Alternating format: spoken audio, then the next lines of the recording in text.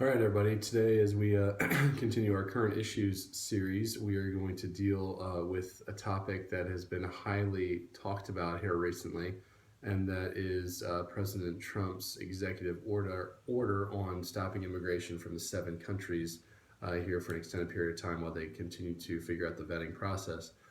So I'm not going to talk as much, although I've read in its entirety the executive order, and I've read opinions on both sides as far as what this means and what we should do and shouldn't do. I've read Christian authors as far as secular on either side.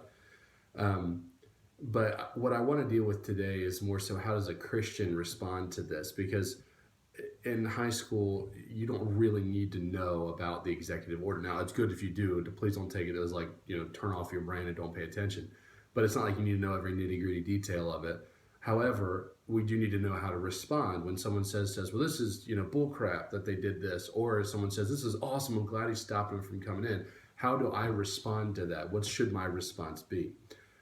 First and foremost, let's establish a couple things. Number one, God put government in authority over our land. God ordained President Trump to be the president. In fact, Proverbs talks about how God puts men where he wants them to be. He places kings where he wants them to be.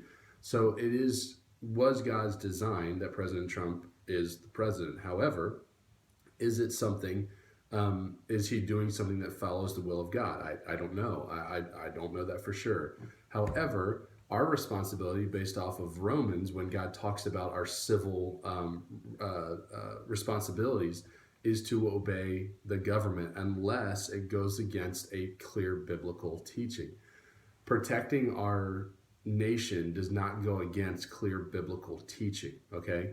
However, the Bible teaches us that we need to love everyone like ourselves, and that we need to go and make disciples, and we need to reach people and love people, even our enemies. And when they smack us, we turn the other cheek, and all these things that people are using to say, hey, we need to be against this executive order because we want to let these people come and so that we can reach them with the gospel. There are two things I want to encourage you with on how to respond.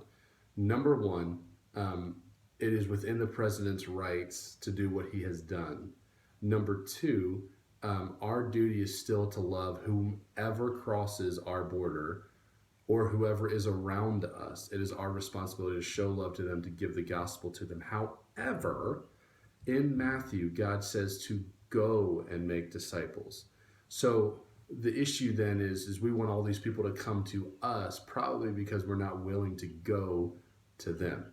So the challenge today is respond correctly. He that heareth an answer, or answereth the matter before he heareth it, is falling a shame unto him. So don't go speaking like you know everything about the executive order if you haven't read it and both sides of the argument.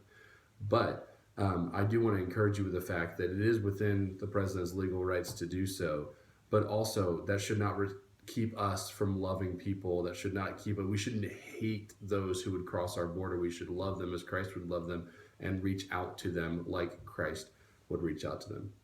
The teen of the day today is Kirsten. Pray for her and that she has a good week at school and just finishes well. And we'll see you guys tonight.